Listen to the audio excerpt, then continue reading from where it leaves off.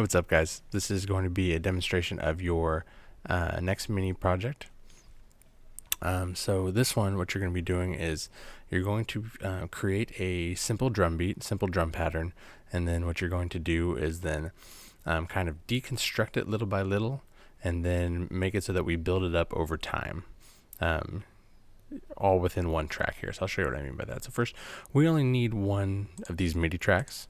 So I can go ahead and just delete these other ones by clicking on the label, hitting backspace, make sure it's a MIDI track. And then so this time we're going to go, and we're not going to go to packs this time. We're going to go somewhere else. We're going to go here to instruments. Not to be confused with like actual instrument sounds. Something a little bit confusing with Ableton is that this is actually, these instruments are called software instruments. So it's things like synthesizers and drum machines and stuff like that. It's not really the sounds of instruments. Like if you wanted to go find like a violin sound or a piano sound, you would actually go to sounds. But we're going to go to instruments today because we're going to use one of their drum samplers. This one here called Impulse is a very simple, simplified drum sampler. So you're going to use this one right here on top called Backbeat Room. Okay, you're going to grab that out, and it works very, very similar. Very, very much like you can see down here, you have all your samples. They're arranged a little bit differently than they were with the drum rack setup that you see in all the packs. But same thing, you're going to create a clip, just an empty MIDI clip, and then you don't have as many instruments here. So the reason we're choosing this pack is just a very simple, simplified, traditional drum pack. And so you don't need to change anything as far as loop wise. You're only going to be working with a single loop or a single 1 bar loop. You can tell we have 1 bar here because 1, the second beat, 1.2, 1.3, 1.4, right? That first number is 1. So we know that we have 1 bar. We're only working with 1 bar loop here. And you can also tell with the loop length right over here. So first what you're going to do is you're going to design a drum pattern of your choice, just something simple. And you're going to use 4 elements in it. You have to use, you need to use kick, you need to have a snare, and you have to have a hi-hat, and then one other instrument of your choice. So kick, one of these snares, it's up to you, and then this hi-hat, and then one of the other ones on top of that. So for instance, I'll start off very simple. So remember, we always put the snare, whatever noise we choose. I like that snare right there. Actually, I'll do that snare. It goes on the 0.2 and the 0.4. And then I'll put a kick drum here. Just gonna do something real simple. And then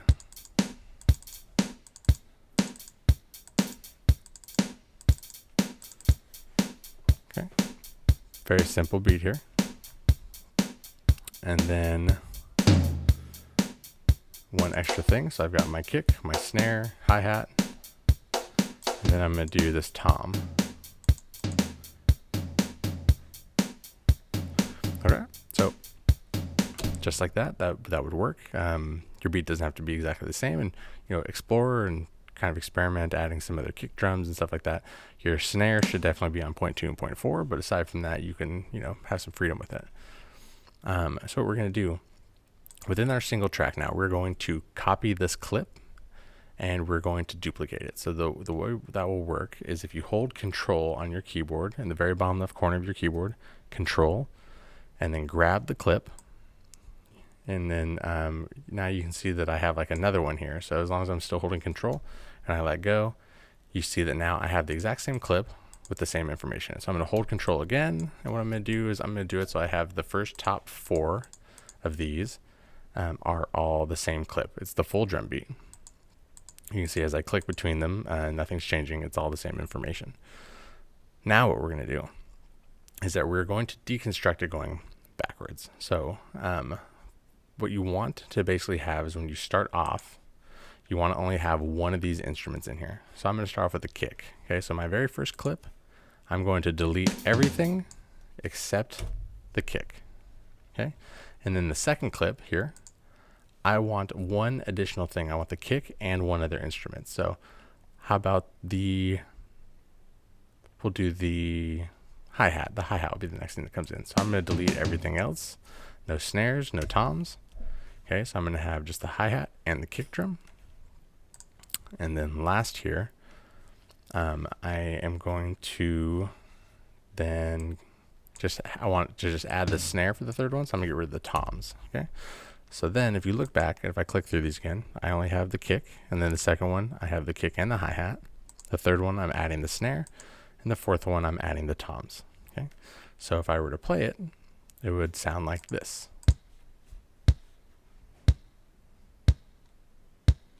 Okay, just the kicks, and then now when I press this next one,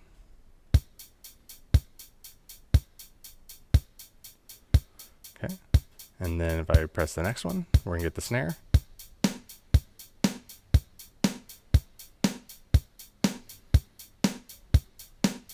And then the last one. Okay. We're not quite done yet. So what I want you to do at this point is you're going to then copy this last one here that has your full beat, hold control, and you're going to copy it down again. And now you're going to add some more things to it. You're going to add some more rhythmic elements to it. So maybe I'm going to add an extra hi-hat here, and maybe, let's see how it sounds.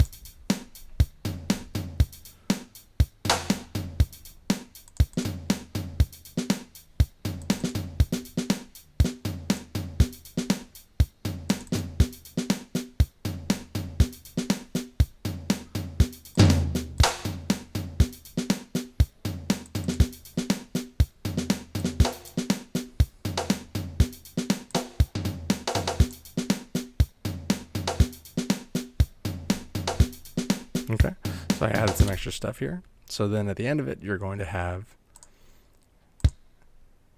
just your kick with the hi-hat, then with the snare,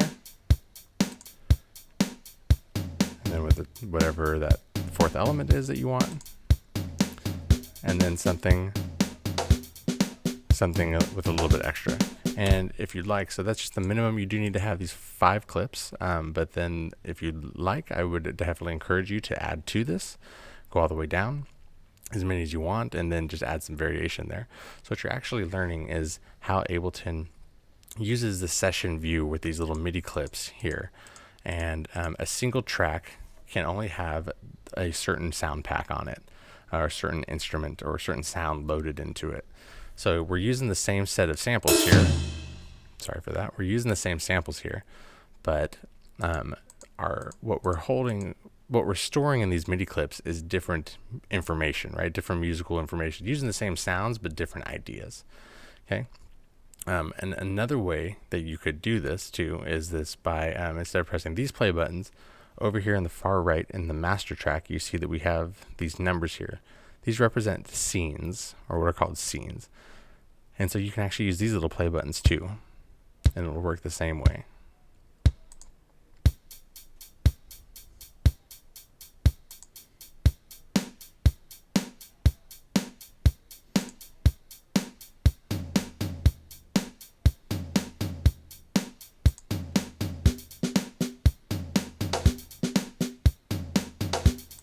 Okay, so nothing too tricky. We're learning a little bit more about how we can store our musical ideas, and this is a way that Ableton is very often used, is having this building up concept, where it's like you start small with one thing, and then you're adding a little bit more, and you're adding a little bit more, and then until you get to your more fully developed parts. And so that's going to be it for this assignment. And then so make sure you save it correctly. File, save as, last name, comma, first name, the name of the assignment, and then you're going to submit it on Google Classroom.